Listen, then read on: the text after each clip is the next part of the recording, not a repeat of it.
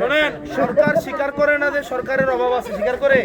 সরকার সংসদে বলে কি যে আমাদের তেল আছে, ওইদিন আমি জিজ্ঞাসছিলাম না যে আপনি স্বীকার করেন সমস্যা আছে কি আছে না, বললাম না সংসদে।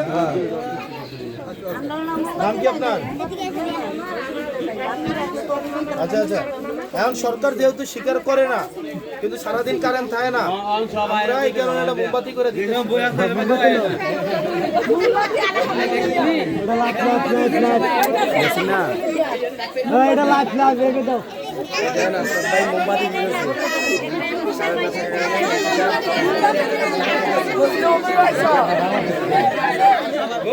আপনার কাপড়টা সুন্দর আছে।